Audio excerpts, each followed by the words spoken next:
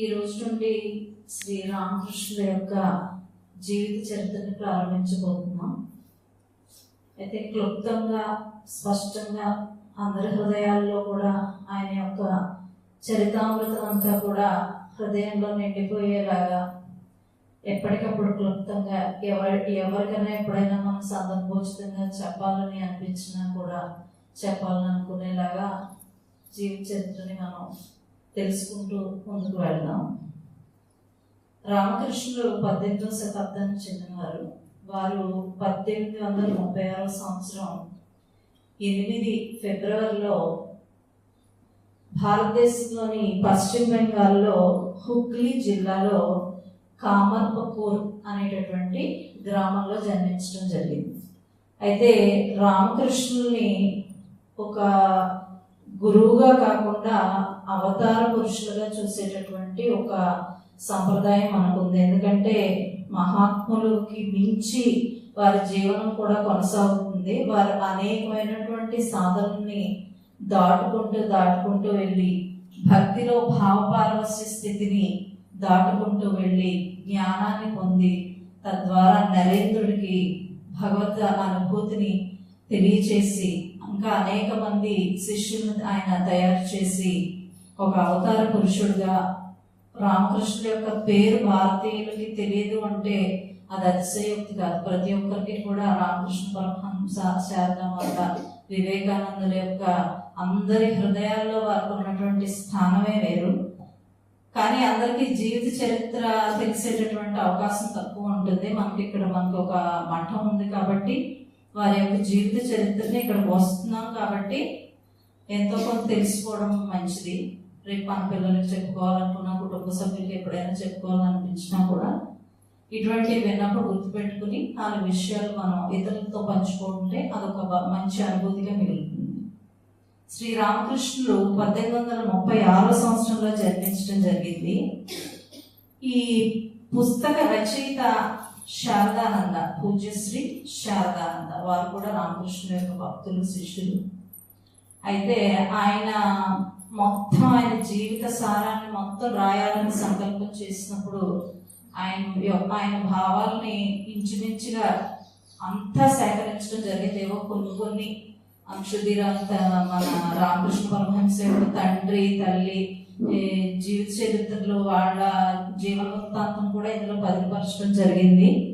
కాకపోతే ఆయన ఎంత ప్రయత్నం చేసినప్పటికీ బాగా శతాబ్దాల క్రితంది కాబట్టి ఖచ్చితంగా ప్రామాణికంగా ఈ సంవత్సరంలో జన్మించారు లాంటి కొన్ని సేకరించలేకపోయినప్పటికీ కూడా ఆయన ఇంచుమించుగా మొత్తం రామకృష్ణుల యొక్క జీవిత చరిత్రని ఈ పుస్తకాల్లో పూర్తి చేయడం జరిగింది. దీన్ని 3 భాగాలుగా ఆయన వివరించడం జరిగింది. మొదటిది బాల్య భావం, 2 సాధక భావం, తర్వాత గురుభావం. మనం ఈరోజు బాల్య భావం నుంచి మనం రామకృష్ణ చరిత్రను ప్రారంభించుకున్నాం. రామకృష్ణ ఏ సంవత్సరంలో జన్మించారంటే 1836 సంవత్సరం ఫిబ్రవరిలో వారి యొక్క జయంతి ఇక్కడ ఘనంగా వైభవపేతంగా ప్రతి సంవత్సరం మనం కూడా జరుపుకుంటూ ఉన్నాం. అయితే ఇప్పుడు మనకి పశ్చిమ బెంగాల్ అందరికీ తెలిసిందే కాబట్టి పశ్చిమ బెంగాల్ హుగ్లీ, ఆ రాష్ట్రంలో హుగ్లీ అనేటటువంటి జిల్లాలో కామర్పకూర్ అనేటటువంటి గ్రామంలో క్షుదీరామ్, చంద్రాదేవి వారిద్దరికి కూడా ఈ రామకృష్ణులు దివ్య సంతానం. ఈ పుస్తకం రాసేటప్పుడు ఆయన కలిగిన భావాలు మధ్యలో రచయిత ఎవరైతే ఉన్నారో వారి యొక్క భావాలు కూడా వారి భావాలు మనం స్వీకరించి చదవాల్సి ఉంటుంది. కాబట్టి ఇక్కడ ఆయన ఏమంటున్నారంటే, ముందుగా మనం తెలుసుకోవాల్సింది ఇటువంటి ఒక అవతార పురుషుడైనటువంటి మహాపురుషుడు బయటకు వచ్చాడు అంటే వారిని బయటికి రావడానికి కారకులైనటువంటి వాళ్ళ యొక్క ఔన్నత్యం కూడా మనం చెప్పుకోవాల్సి ఉంటుంది. తల్లిదండ్రులు వారి నుంచి రామకృష్ణులు వచ్చారు కాబట్టి వారి యొక్క వృత్తాంతం కూడా చెప్పుకోవాల్సి ఉంటుంది. అలా చెప్పుకోవాల్సి వచ్చినప్పుడు క్షుదీరామ్ గారు చాలా పేదరికాన్ని అనుభవించడం జరిగింది. వారు లేకపోయిన వారు కాదు, వారు దాదాపుగా 50 ఎకరాల భూస్వామి ఆయన కూడా. కానీ కొన్ని అనుకోని పరిస్థితుల వల్ల వాటిని పోగొట్టుకోవడం, దౌర్బల్యమైనటువంటి పరిస్థితులు ఎదుర్కోవడం, అయినా ఆయన మహారామచంద్ర భక్తులు, శ్రీరామచంద్రమూర్తి యొక్క భక్తులు క్షుదీరామ్ గారు. అయితే ఈ శారదానంద అనుకుంటారు అనమాట. ఆయన భావన ఏంటంటే ఒక్క రాముడో బుద్ధుడో తప్ప కృష్ణుడు పెద్ద భవనంలో కోటలో పుట్టినప్పటికీ కూడా గొల్లపల్లి వచ్చేసాడు. అలాగే శంకరులు కూడా గర్భస్థ శిశువుగా ఉన్నప్పుడే తండ్రిని కోల్పోవడం జరిగింది. ఇలా మహాత్ముల బాల్య స్థితి అంతా కూడా చాలా పేదరికం నుంచి వచ్చారు. అంటే వాళ్ళు భవిష్యత్తులో ఈ దుఃఖాలన్నీ చాలా దగ్గర నుంచి చూశారు కాబట్టి అటువంటి స్థితి ఎవరు కూడా జనులు పొందకూడదు, మానవులు పొందకూడదు. దానికి వీలైనటువంటి ఆధ్యాత్మిక మార్గాన్ని, మోక్ష మార్గాన్ని మనం అందించాలి అని అనుకుంటారు. కాబట్టి బహుశా అటువంటి ఇళ్లలో పుడతారేమో అనేటటువంటి భావన ఇక్కడ శారదానంద తెలియజేస్తూ ఉన్నారు. అయితే ఇక్కడ మనం చూసుకున్నప్పుడు రామకృష్ణులు పుట్టినటువంటి గ్రామం ఏదైతే పశ్చిమ బెంగాల్లో కామర్పూర్ అనేది ఏదైతే ఉందో అది చాలా అప్పట్లో మంచి వ్యవసాయానికి కానీ, అనేక చేనేత వస్త్రాలకు కానీ, ఇంకా అనేకమైనటువంటి చక్కని వాతావరణం కలిగిన చోట ఆయన జన్మించడం జరిగింది. అయితే ఆయన ఈ వీరి తండ్రి గారు గురించి చెప్పుకోవాల్సి వచ్చినప్పుడు శ్రీ మాణిక్రామ్ చటోపాధ్యాయ్ వారికి 3 కుమారులు, 1 కుమార్తె. వీరిలో పెద్దవారైనటువంటి ఇప్పుడు మనం చెప్పుకుంటూ ఉన్న క్షుదీరామ్ గారు బహుశా 1775వ సంవత్సరంలో జన్మించి ఉండవచ్చు అని అంటున్నారు ఇక్కడ రచయిత. ఎందుకంటే ఆయన పూర్తిగా మరీ శతాబ్దాలు వెనక్కి వెళ్ళేటప్పుడు ఆధారాలు దొరకవు కాబట్టి ఈయన 18వ శతాబ్దానికి చెందిన ఆయన కాబట్టి బహుశా ఆయన 17వ శతాబ్దానికి చెందిన వారేమో అని చెప్పి ఇక్కడ రచయిత చెప్పడం జరుగుతూ ఉంది. ఆయన తర్వాత రామ్సినా అనేటటువంటి 1 కుమార్తె, ఇంకా నిధిరామ్, కనాయిరామ్ అనేటటువంటి ఇంకో 2 పిల్లలు జన్మించడం జరిగింది. కాబట్టి ఇక్కడ క్షుదీరామ్ గారు, మరొక 2 సోదరులు నిధిరామ్ అండ్ కనాయిరామ్, ఇంకా సోదరి అయినటువంటి రామ్శీల. వీరి కుటుంబ వృత్తాంతం. అయితే జీవనోపాధించే విద్యను ఏదైనా కూడా పోనీ ఇక్కడ క్షుదీరామ్ గారు నేర్చుకున్నారా అనేటటువంటిది బాగా ప్రాచీన కాలం అవడం వలన రచయితకి అంతు చిక్కక సత్యనిష్ట, సంతృప్తి, క్షమాగుణం, పరిత్యాగం మొదలైన ఉత్తమ గుణాలు, ఇంకా గొప్ప శ్రీరామచంద్రమూర్తి యొక్క భక్తి, ఇవన్నీ కూడా ఆయనకు ఉన్నటువంటి గొప్ప లక్షణాలు అన్నమాట. అయితే క్షుదీరాముడు ఆయన తండ్రి తర్వాత కుటుంబ ఆస్తిపాస్తులు, నిర్వహణ భారం మొత్తం అన్ని కూడా పెద్ద కొడుకు కాబట్టి ఆయన మీద పడడం జరుగుతుంది. అయితే ధర్మ మార్గం నుంచి మాత్రం కూడా తప్పకుండా ఆయన శక్తి మేరకి ఆయన ఆ కర్తవ్యాలని నిర్వహిస్తారు.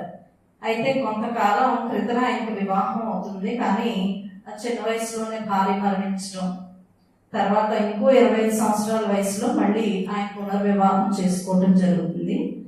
ఆవిడ పేరు చంద్రమణి, కానీ అందరూ కూడా చంద్ర అని క్లుప్తంగా పిలుచుకునేవారు.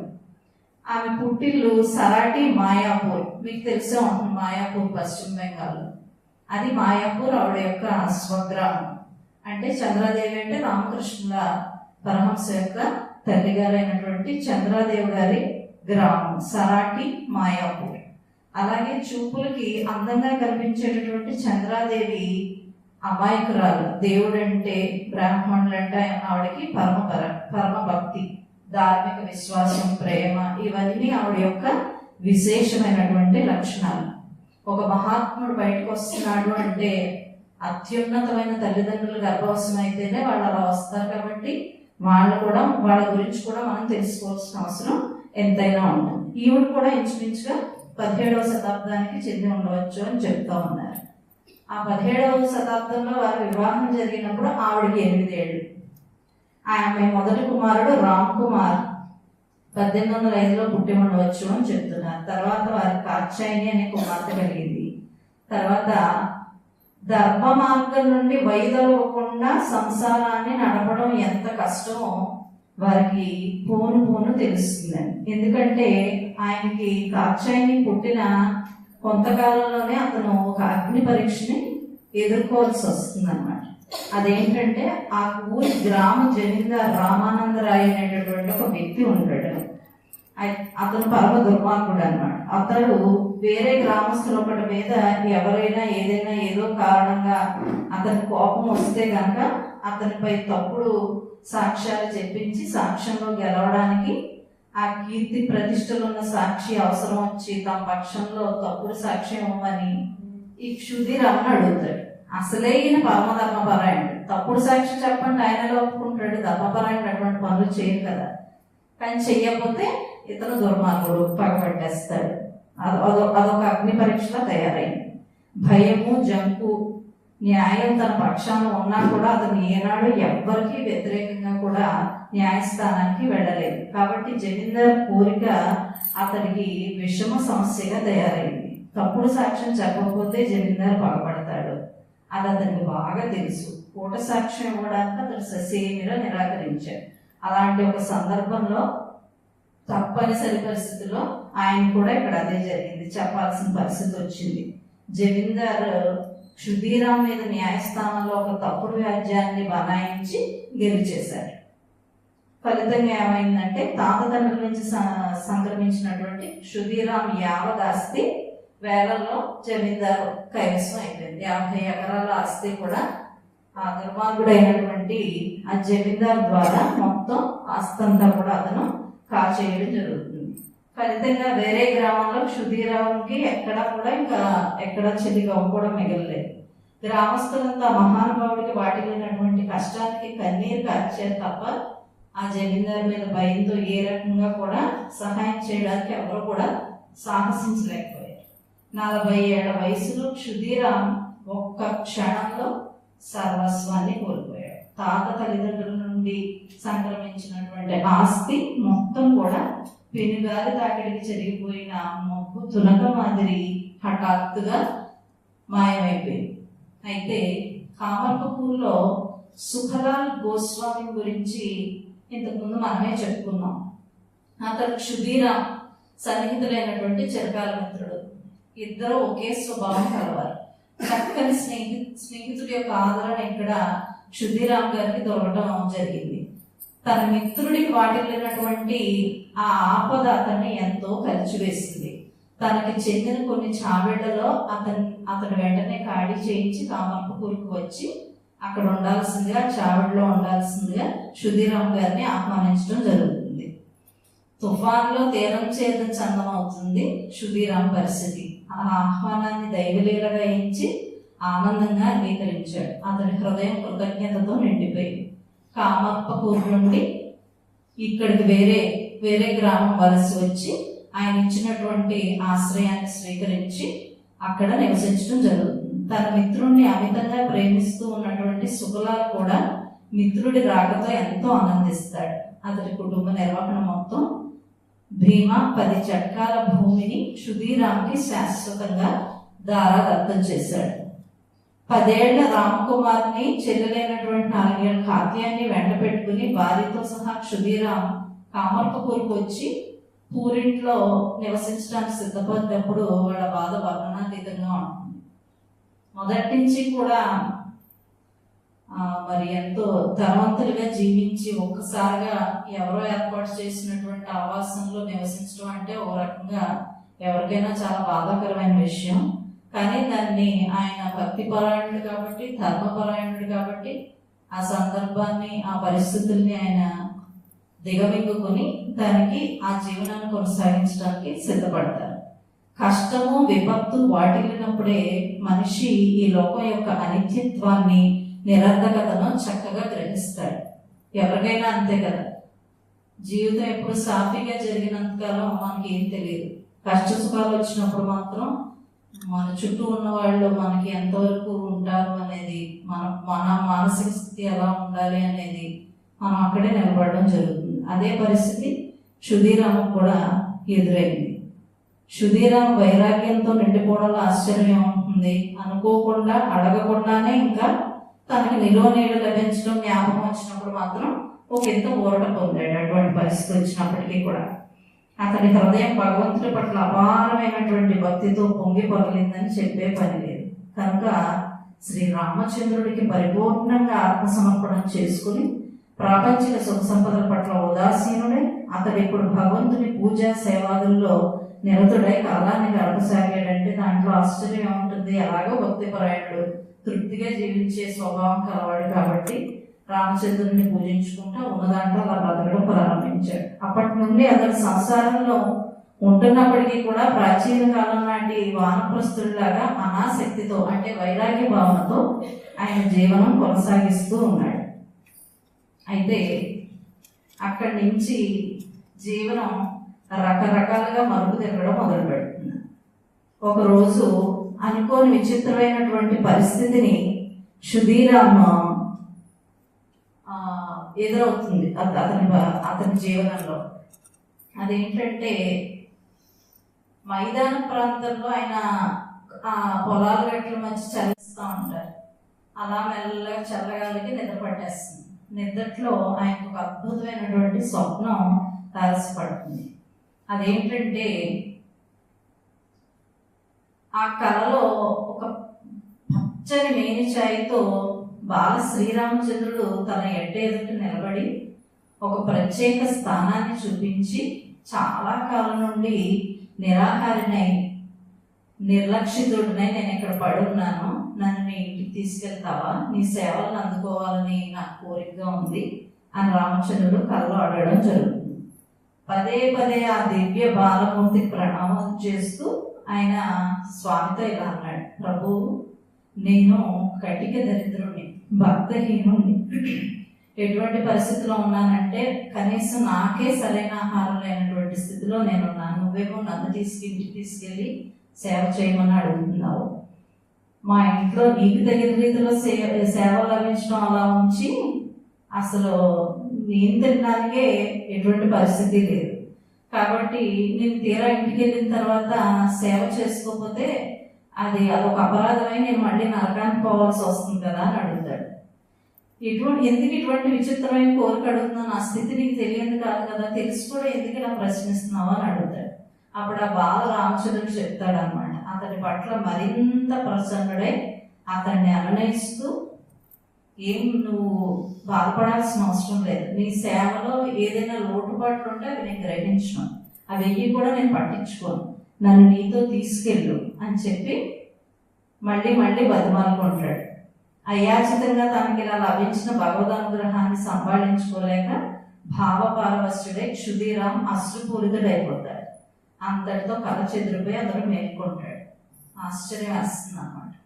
ఏంటి నేనేం చేయలేకపోతాను అని చెప్పినా కూడా నేను ఏ లోటుపాట్లు ఉన్నా కూడా నేను ఏం గ్రహించను, నన్ను ఇంటికి తీసుకెళ్ళి అడుగుతున్నాడు ఏంటని, మరీ నా మీద ఎంత దయ ఏంటని చెప్పి భక్తి పారవశ్యంతో చాలా ఆనంద బాష్పాలు రాచడం జరుగుతుంది. అయితే నిద్ర నుంచి మేలుకోవడంతోనే ఎంత అద్భుతమైన కళ వచ్చింది, వస్తే వచ్చింది కానీ ఇది నిజమైతే భలే ఉంటుంది కదా అనే ఒక భావన క్షుదీరామ్కి అప్పటికప్పుడు కలగడం జరుగుతుంది.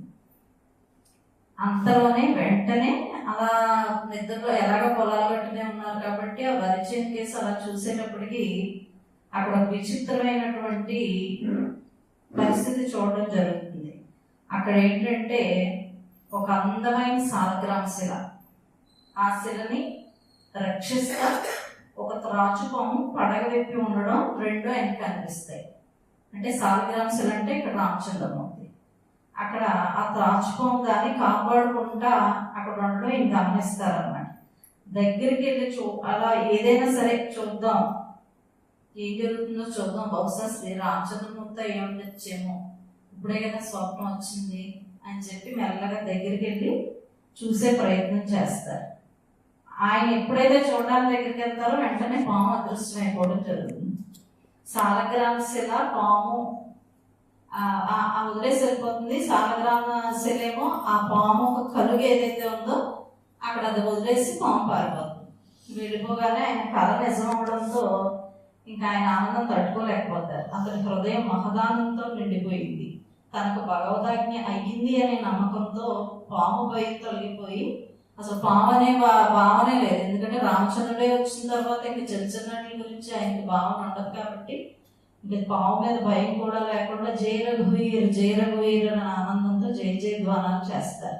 సాలగ్రామ శిల మీద గుర్తును జాగ్రత్తగా పరీక్షించి అది నిజానికి శ్రీ రామచంద్రుని యొక్క సాలగ్రామ శిలగా అతను నిర్ధారణ చేసుకున్నాడు. ఊరికే కళ నిజమా అనేటటువంటి సందిగ్ధ స్థితిలో ఉన్నప్పుడు వెళ్ళి ఒక్కసారి శాస్త్ర ప్రకారంగా సాలగ్రామం మీద ఉన్నటువంటి గుర్తుల ద్వారా అది ఖచ్చితంగా రఘువీరుడి యొక్క సాలగ్రామ శిల అని నిర్ధారణ చేసుకోవడం జరుగుతుంది. అప్పుడు దాన్ని ఆనందంగా ఇంటికి తీసి తెచ్చుకుని తర్వాత శాస్త్రానుసారం ఆ సాలగ్రామ శిలకి ఏ సంస్కారాలు ఉంటాయో అవన్నీ పూర్తి చేసి దాన్ని విధిపూర్వకంగా ఒక కులదేవతగా, అంటే కోరి వచ్చాడు కదా, కులదేవతగా ప్రతిష్ఠించుకుని ఇంకా ప్రతినిత్యం కూడా పూజించడం ప్రారంభిస్తాడు. శ్రీ రఘువీరుని ఇలా అనూహ్య రీతిలో పొందడానికి మునుపు కూడా అప్పటికే ఆయన రామచంద్రుడి భక్తుడు కదా, తన ఇష్టదేవంగా అప్పటికే ఈ సందర్భం జరగకముందు నుంచే కూడా ఆయన రామచంద్రుడి యొక్క భక్తుడు. అయితే ఒక ఘటం అంటే కుండ సీతలాదేవిని ప్రతిష్ఠించి ఆయన నిత్య పూజలు చేస్తూ ఉండేవాడు. అది కష్టాలు అలా కొనసాగుతూనే ఉన్నాయి. కానీ క్షుదీరాం మాత్రం కష్టాలన్నింటినీ నిర్లిప్తంగా భరిస్తూ ఒక ధర్మ మార్గాన్ని దృఢంగా అవలంబించి సంతుష్ట హృదయంతో కాలం వెళ్ళబుచ్చుతూ ఉన్నాడు. భగవంతుడిని ఆశ్రయించిన తర్వాత అనన్యాశ్చింతయంతో మాం ఏ జనాహ పర్యుపాసితే దేశాం ఇచ్చాభియుక్తానం యోగక్షేమం వహామ్యహం అన్నట్టుగా పరమాత్మను ఎవరైతే ఆశ్రయిస్తారో వాళ్ళ యొక్క యోగక్షేమాలు భగవద్గీత చెప్పినట్టుగా భగవంతుడే చూసుకుంటాడు. కాబట్టి ఇక్కడి నుంచి మెల్లగా క్షుదీరాం యొక్క జీవితం మలుపు తిరగడం ప్రారంభమవుతుంది. ఆ కుటుంబానికి తినడానికి కూడా కొన్ని రోజులు ఏమీ ఉండే కాదు. అటువంటి ఒక సమయంలో పదినే ప్రత్యక్షంగా భావించేటటువంటి చంద్రాదేవి ఆందోళన పడి భర్తకు చెప్తుంది, ఏంటి ఇటువంటి పరిస్థితుల్లో మీరు ఇలా తీసుకొచ్చారు, మనకే సరైన తిండి లేదు, ఏం పెట్టడానికి అసలు పూట ఏం లేదు, ఏం చేయమంటారు అన్నాడు. ఏం పర్వాలేదు, రామచంద్రమూర్తి ఉపవాసం చేయడానికి అన్ని డిసైడ్ అయ్యి వచ్చాడు, ఆయన ముందే ఒప్పుకున్నాడు కాబట్టి మనం ఏం భయపడాల్సింది లేదు అని చెప్పి ఆయన సర్ది చెప్పడం జరుగుతుంది. మనం కూడా అలాగే కడుతున్నాం, ఆయన కోసం చేస్తాడు, మనం కోసం చేస్తాం, పోయేదే ఉంది, అలాగే ఒప్పుకుని వచ్చాడు కదా. అంతటితో సరళ హృదయరాలైనటువంటి చంద్రాదేవి కూడా భర్త మాదిరే భారం యావత్తు రామచంద్రుడి మీద వేసేసి నిర్వికార చిత్తంతో గృహ కృత్యాల్లో నిమగ్నురాలయ్యేది. మరి ఆ రోజుకు సరిపడే ఆహారం ఏదో సరిపోయేది, ఆ సరిపోయేది రామచంద్రుడికి సరిపెట్టి వాళ్ళిద్దరు కూడా స్వీకరించడం జరిగేది. కానీ ఆహారం గురించిన ఆ అనిశ్చిత పరిస్థితి మూలంగా దీర్ఘకాలం అంటే ఎక్కువ కాలం ఆ పరిస్థితి కొనసాగల, అంటే అంత తినలేని స్థితి ఎక్కువ కాలం కొనసాగలేదు.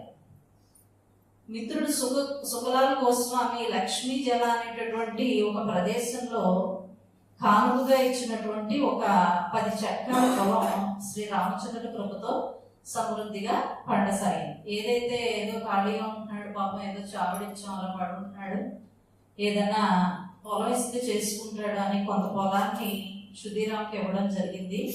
అది క్రమంగా ఆయన పండిస్తూ ఉంటే సిరులై పండడం మొదలుపెట్టింది. అయితే అక్కడి నుంచి ఆయన పరిస్థితి ఎక్కడికి మారిందంటే ఏడాది పొడవునా ఆ చిన్న కుటుంబం ఆకలి తీరడమే కాకుండా అతిథి అవ్యవతలకు కూడా సరిపడేంత మిగిలేదు. అంటే క్రమేపీ మెరుగుపడడం ప్రారంభించింది. పొలం దున్నడానికి క్షుదీరాం కూలీలను పెట్టుకునేవాడు. వరి మొలకలెత్తేటప్పుడు క్షుదీరాం శ్రీ రామచంద్రమూర్తిని స్మరిస్తూ స్వయంగా తన చేతులతో కొన్ని మొలకలను నాటి తర్వాత మిగిలిన వాటిని కూలీల ద్వారా పూర్తి చేయించేవాడు. అయితే ఈ విధంగా 2-3 ఏళ్ళు గడిచిపోయాయి. శివుడి అయాచితంగా లభించినటువంటి దాంతో సంసారాన్ని గడపసాగాడు. అవసరాలకు ఏమీ లోటు లేదు. ఈ 2-3 ఏళ్ల కాలంలో అతను అనుభవించిన బాధలు కష్టాలు అతని మేలునే చేకూర్చాయి. అతనికే కాదు, ఎవరికైనా అంతే, అదే పరిస్థితి. సంతృప్తితో భగవంతుడి మీద నిర్భయత్వం పొంగి ప్రవహించసాగింది. ఏ కొద్ది మందికో కానీ ఇలాంటి సౌభాగ్యం అవుతుంది. ఇప్పుడు అతని మనస్సు సర్వదా అంతర్ముఖావస్థలో నెలకొని ఉంటుంది. తత్ఫలితంగా అప్పుడప్పుడు అతనికి కొన్ని అద్భుతమైనటువంటి దివ్య దర్శనాలు కలగసాగాయి. ప్రతిరోజు ఉదయం సాయంత్రం సంధ్యావందనం చేయడానికి వచ్చి గాయత్రి మంత్రాన్ని ఉచ్చరిస్తూ క్షుదీరాం నిమగ్నుడు అయ్యేవాడు. అప్పుడు అతడి వక్షస్థలం ఎర్రబారి నిమీలిత నేత్రాల నుంచి ప్రేమానందాశ్రువులు కాలువలు కట్టేవి. తెల్లవారుజామునే బొట్టను పుచ్చుకుని పువ్వులను సేకరించడానికి వెళ్ళినప్పుడు తన ఆరాధ్య దేవత అయినటువంటి సీతారాదేవి 8 ఏళ్ల బాలిక రూపంలో ఎర్రని దుస్తులు ధరించి వివిధ ఆభరణ భూషితై చిరునవ్వులు ఒలకబోస్తూ తనతో పాటు తిరుగుతూ పువ్వుల చెట్లు కొమ్మలను కిందకి వంచుతూ పువ్వులు కోయడంలో అతనికి సహాయపడేది. ఇలాంటి దివ్య దర్శనాలు అతని హృదయాన్ని సతతం ఆనందంతో నింపేవి. అతడి భక్తి, ఆంతరిక విశ్వాసం అతడి ముఖమండలాల్లో జ్యోతకమవుతూ ఉంటే సర్వదా అతను ఒక దివ్య భావావేశంలో నిమగ్నుడు అవుతూ ఉండడం జరిగింది. ఈ లక్షణాలను మనం గమనిస్తే కనుక రామకృష్ణుడు కూడా ఇదే స్థితిలో ఉండేవారు. ఆయన కూడా కాళీమాత దర్శనం ఆయనకి అలాగే జరిగేది. ఆయన కూడా భక్తి పారవస్యంలో అలాగే మైమర్చిపోవడం జరిగేది. అంటే లక్షణాలన్నీ కూడా తండ్రి నుంచి క్రమేపీ వచ్చినవన్నమాట. అయితే ఆంతరిక విశ్వాసం అయితే తమ హృదయాంతరాళాల్లో ఆయన ఒక మహర్షిగా గుర్తించిన గ్రామస్తులు ఆయన పట్ల అపార గౌరవ భక్తి ప్రవక్తులు చూపసాగారు. రామచంద్రుడి పట్ల ఆయన భక్తి కానీ, అయితే ఎవరైతే భక్తులు ఉంటారో వాళ్ళకి చాలా సహృదయత ఉంటుంది. భగవంతుని ఎలా ప్రేమిస్తారో అందరినీ అదే విధంగా ప్రేమించగలిగేటటువంటి ఒక గొప్ప సద్గుణ భక్తుడికి ఉంటుంది. ఆ లక్షణాలని మెల్లగా చుట్టుపక్కల వాళ్ళందరూ గమనించడం, నేనేం సామాన్యుడు కాదు, మనం అనుకున్నట్టు ఏదో ఒక పొలం చేసుకునే వ్యక్తి కాదు, ఈయన దేవతలను పూజించడం కానీ రాముని పూజించడం కానీ, ఆయన పూజించడం ప్రారంభించినప్పటి నుంచి ఆయన స్థితి మెరుగుపడిన విధానం కానీ ఇవన్నీ చూస్తూ ఉంటే ఇతను సామాన్యుడిగా లేడు అని అక్కడ ఉన్న వాళ్ళంతా కూడా గమనించి మెల్లగా ఆయన గౌరవించడం మొదలు పెడతారు. ఆయన స్నానం ఆచరిస్తున్నప్పుడు చెరువులో దిగడానికి సంకోచించి ఆయన స్నానం అయ్యేదాకా గౌరవ భావంతో ఎదురు చూశారు. ఒకే చెరువులో అందరూ స్నానం చేస్తారు కాబట్టి అయితే ఈయన వచ్చినప్పుడు మాత్రం ఆయనకు గౌరవం ఇచ్చి ఆయన వెళ్ళిన తర్వాత మనం వెళ్దాం అనేటటువంటి గౌరవాన్ని ఆయనకి ఇవ్వడం జరిగేది. ఆయన పట్ల పూర్తి విశ్వాసం వహించి తన సుఖ దుఃఖ సమయాల్లో ఆశీస్సులుగా ఆయన వద్దకు రావడం మెల్లగా వాళ్ళకి అలవాటైంది. ఇంకా చంద్రదేవి గారు మామూలుగానే అమాయకురాలు, సున్నిత స్వభావి కాబట్టి ఆవిడ తన యొక్క కరుణ అభిమానాలతో ప్రతి ఒక్కరిని కూడా తన వాళ్ళుగా చేసుకునేది. వారందరికీ ఆవిడ మాతృభక్తిని పొందగలిగేది. కారణం ఏంటంటే ఆవిడ కష్ట సమయాల్లో ఉన్నప్పుడు ఎవరైనా కష్టకాలంలో ఉంటే ఆవిడ అనుభవించింది కాబట్టి ఆ దుఃఖం ఎవరికన్నా వస్తే ఆవిడ సున్నిత స్వభావం కాబట్టి వెంటనే చెల్లించిపోయేది. ఆమె హృదయపూర్వకమైనటువంటి సానుభూతి, అంత ప్రేమ ఎవ్వరూ ఇచ్చేవారు కదా. ఆవిడ దగ్గర ఉన్న ప్రేమతత్వాన్ని ఆవిడ గమనించడం మొదలుపెట్టారు. ఇంకా పేదల విషయంలో అయితే చంద్రాదేవి వద్దకు తాము ఎప్పుడు పోయినా సరే తినడానికి ఒక పిడుకుడు మెతుకులైనా ఖచ్చితంగా దొరుకుతాయి అన్న నమ్మకంతో అక్కడ అందరూ కూడా ఉండేవారు. మనస్ఫూర్తిగా ప్రేమాదరణ లభించి వారి హృదయాలు చెప్పనలగక ఆనందంతో ఉండిపోయేవి. ఆ ఇంటి ద్వారాలు తమ కోసం ఎప్పుడు తెరుచుకునే ఉంటాయని భిక్షకు వచ్చే సాధువులందరికీ తెలుసు. ఇక ఇరుగు పొరుగు బాలికలైతే తమకి ఏం కావాల్సి వచ్చినా ఎలా అయినా ఆమె నుంచి పొందొచ్చని గ్రహించేవారు. ఈ విధంగా ఇరుగు పొరుగు వారు ఆబాల గోపాలం సుధీరాం పూరింటికి వేళ వాడ లేకుండా వస్తూ పోతూ ఉండేవారు. నిజంగా మన దగ్గర డబ్బు ఉన్నా లేకపోయినా మన చుట్టూ నలుగురు ఉంటే అదే ఐశ్వర్యం అని, అదే బలం అని ఎప్పుడైనా ఎవరికైనా అనిపించేదే కదా. డబ్బు ఉన్నప్పుడు అందరూ ఉంటారు, ఏమీ లేనప్పుడు కూడా మన దగ్గర నలుగురు ఉన్నారంటే ఖచ్చితంగా మనమే నిజమైన ఐశ్వర్యవంతులని లెక్క. సుధీరాంకు రామశీల అనే ఒక చెల్లెలు, నిధిరామ్, కానారాం లేక రాంకానాయి అనే 2 తమ్ముళ్ళు ఉన్నారని ఇంతకు ముందే మనం చెప్పుకున్నాం. దేరేపూర్ జమీందారులో ఏర్పడ్డ వివాదంలో సుధీరాం తన యావదాస్తిని కోల్పోయిన నాటికి రామశిలకి 35 ఏళ్ళు, తమ్ముళ్ళకి 30, 25 ఏళ్ల వయసు ఉండొచ్చుగా అని శారదానంద ఇక్కడ భావం చేస్తున్నారు. అప్పటికే వారందరికీ వివాహాలై సంసారాలు చేసుకుంటూ ఉన్నారు. కామర్పూరు పశ్చిమంగా 12 మైళ్ళ దూరంలోని చిలుంపూరు గ్రామ వాస్తవ్యుడు భగవద్ బందోపాధ్యాయ్ ఆయనతో ఈ చెల్లెలైనటువంటి రామశిలకి వివాహం చేశారు. ఆమెకి రామచంద్ర అనే కుమారుడు, హేమాంగిని అనే కుమార్తె కలిగారు. సుధీరాముడి ఈ దురదృష్ట కాలఘట్ట సమయంలో రామచంద్ 21 ఏళ్లవాడు, హేమాంగిని 16 ఏళ్ళు. రామచంద్ర ఆ సమయంలో మేదినీపూర్లో ప్లేడ వృత్తిలో ఉండేవారు. దేవేపూర్లో మేనమావుల ఇంట్లోనే పుట్టి పెరిగిన హేమాంగి ఇన్నాళ్ళు సుధీరామ్ గారి ఇంట్లోనే పెరిగింది కదా ఆవిడ, మేనమామ ఇంట్లో. అన్నకంటే వారి పట్ల ఎక్కువ ప్రీతి పాత్రంగా ఉండేది. సుధీరామ్ ఆమెను ఒక సొంత కుమార్తెగా పెంచి పెద్ద చేసి యుక్త వయస్సురాలు అయిన తర్వాత కామర్పూర్కు వాయువ్యంగా ఉన్నటువంటి 5 మైళ్ళ దూరంలో ఉన్న సిహోర్ గ్రామ వాస్తవ్యుడైనటువంటి కృష్ణచంద్ర ముఖోపాధ్యాయుడిచ్చి స్వయంగా ఆమె వివాహం జరిపించాడు. కాలక్రమంలో ఆమె రాఘవ్, రామరతన్, హృదయరామ్, రాజారాం అనేటటువంటి 4 కుమారులు కలిగారు. నిధిరామ్కు పిల్లలు కలిగారో లేదో అన్న సంగతి ఇక్కడ శారదానంద గారు తెలుసుకోలేకపోయినప్పటికీ అందరిలోకి చిన్నవాడైనటువంటి కానాయి రామ్కి రామ్ తారక్ హలదారియా పేరుగాంచాడు. అంటే ఇక్కడ స్థితి ఎన్ని రకాలుగా మారింది అని గమనించుకున్నట్లయితే,